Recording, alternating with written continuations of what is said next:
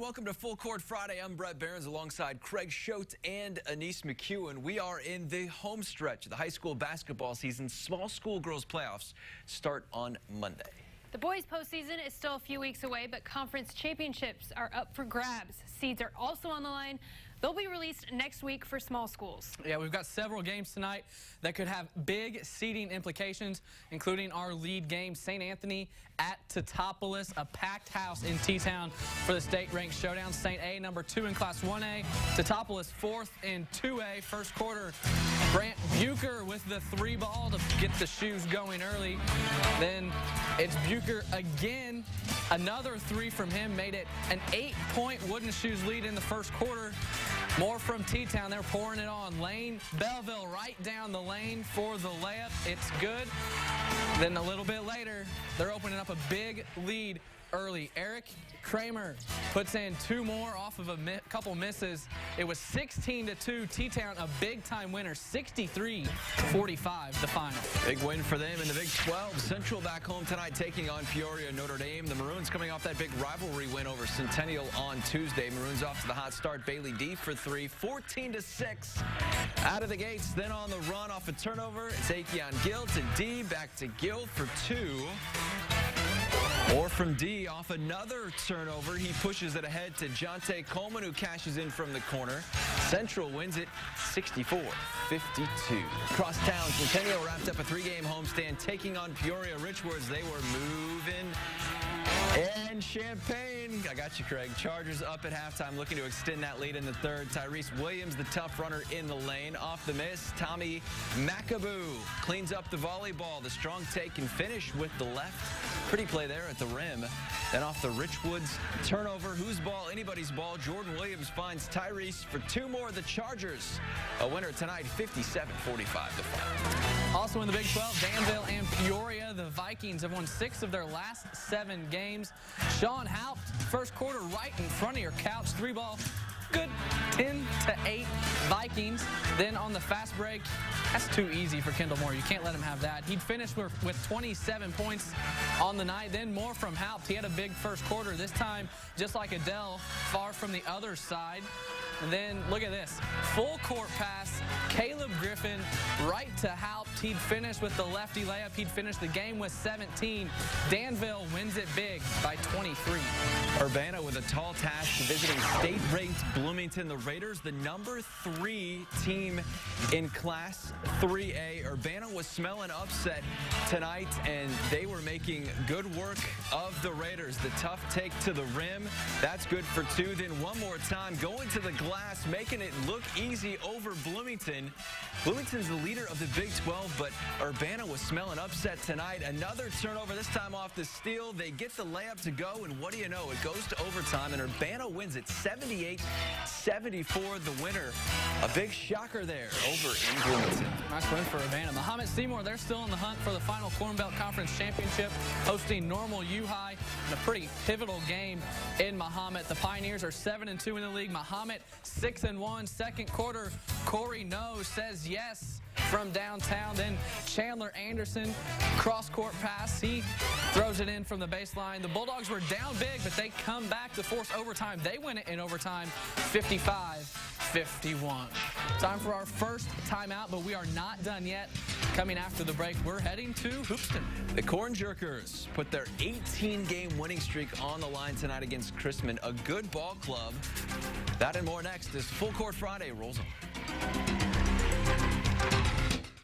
Let's get right to it. Hoopston area hosting Chrisman in a Vermilion Valley Conference game. The Jerkers ranked 7th in the 2A poll this week. It's a shootout from the start. Chrisman's Ben Brinkley hits the 3 to get the Cardinals on the board first, then later. Brinkley to Kyle Webster under the net.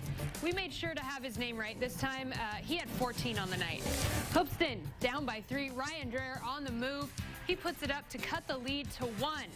Then off the inbound pass, here's what you can't do. Leave the Corn Jerkers wide open. They'll do what they do best. Bailey Krause with the wide open 3.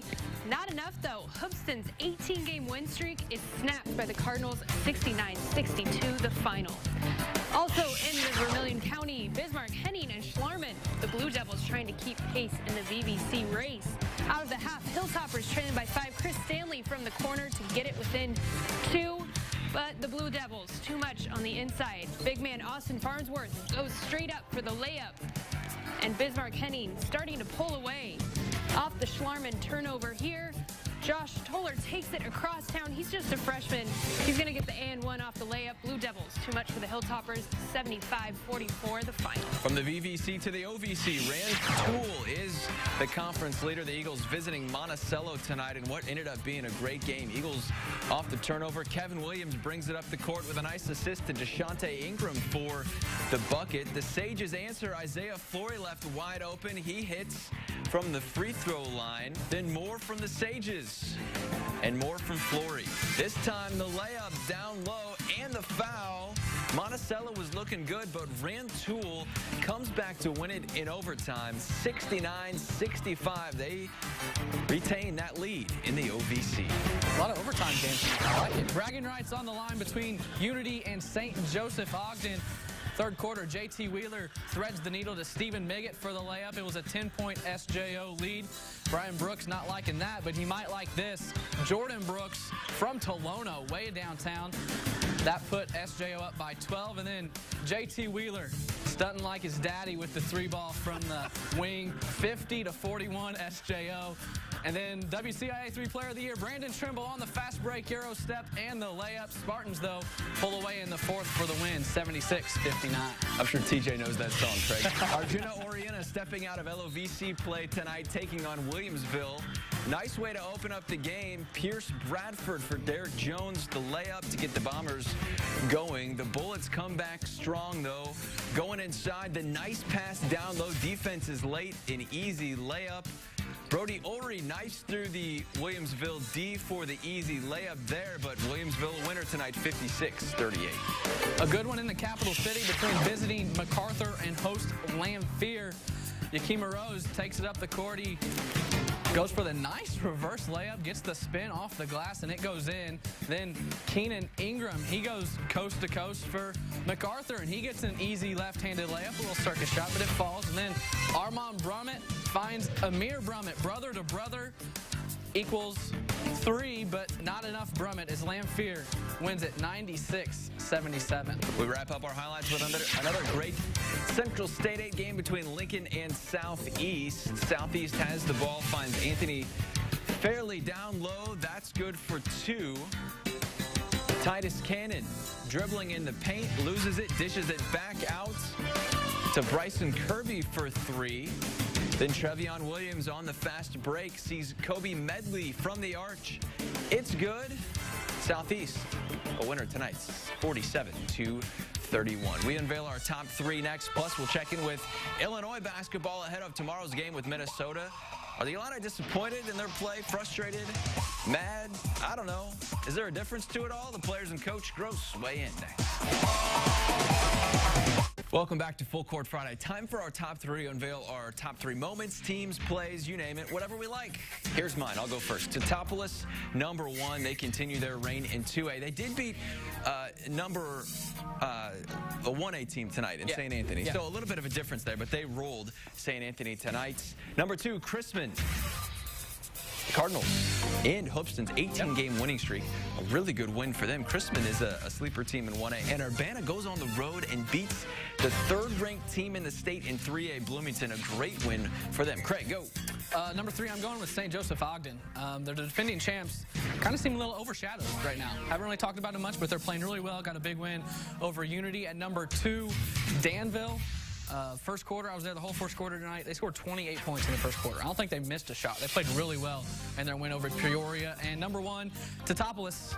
They picked up a big win over St. Anthony, had a couple losses, and they rebound and get a nice win over a good, very good 1A St. Anthony school. Annice. We'll start with my number 3. Don't call it a comeback, even though it was a comeback. Muhammad Seymour takes the win tonight after staying behind. The number 2, Rantoul. I'm kind of sad I didn't get to go to this game. Sounds like it was a good one in overtime. And then number 1, of course, how can you not give it to Chrisman after they snap an 18-game win streak? Pretty incredible. They were shooting as well as I've seen the Corn Jerkers shoot in my time. So, fun game there.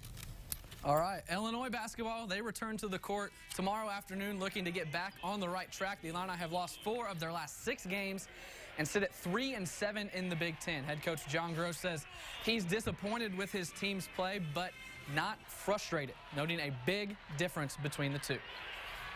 I always tell them it's okay to be disappointed when things don't go the way you want them to go, but you got to be careful getting into that frustration realm you're talking about, or discouraged, you know. And that's easier said than done when you're their age, you know, you're 17, 18, 19, 20, 21, 22 years old, you know. So that's our job, to continue to keep them focused on what they can control, what's in front of them. Well, what's in front of them is another game. The Illini welcome Minnesota to town. The Golden Gophers started the season strong, but have lost 5 straight and are 3-6 in the league. The players know this is a big game to try and get the season turned around, and are staying positive that that'll happen. We just have to keep that hope. You know, it's slower than what we'd like it to be, but, you know, if it turns into frustration, that's where things can get really, really bad. So it's all about just staying positive. Try not to focus too much on the frustrated thing. Obviously, we're disappointed where we're at. 3-7 in conference play is not where we want to be, but right now we just got to keep looking at the next practice, next game, and just taking it one step at a time. It is a 3 o'clock tip time tomorrow. Watch it on the Big Ten Network. Illinois football. Coach Lovie Smith has an opening on his staff. Linebackers coach Tim McGargle is leaving the Illini to join the Packers staff as defensive quality control and linebackers coach. McGargle just spent 1 year at Illinois. He was hired by former Illini coach Bill Cubitt last January, and then was one of only 2 coaches retained by Lovie when he took over. The Packers have another Illini tie, Ron Zook, in the special teams coordinator. All right, we're going to the tennis courts. Illinois opened its home schedule tonight, taking on Duke out at Atkins. Aaron Hiltzik on the second court wins the first set 6-4. With the overhead smash, he wins the match 6-4, 7-6. Then on the first court, a good one between Alex Vukic. He was cruising the forehand winner here, 6-4, 6-1, and Illinois wins the match 4-3 overall against the Blue Devils. The Illinois women also opened their home slate today, taking on 14th ranked Auburn. Louise Kwong in the #1 slot. The return service is long. She wins the second set, but loses the match in 3. Team captain Alexis Casati on the second court. She goes up 4-3 in the first set. The only Illini to score was Champaign native Maddie Balliant. She sweeps the match 7-6, 6-1 as Auburn wins it 4-1. And that's going to do it for us tonight. Thanks so much for watching. High school basketball is winding down here. I know. I was just thinking about that today. Playoffs right around the corner. We'll do it again next week, though. We still got 3 or 4 more weeks left. We'll see you tomorrow. Have a great night.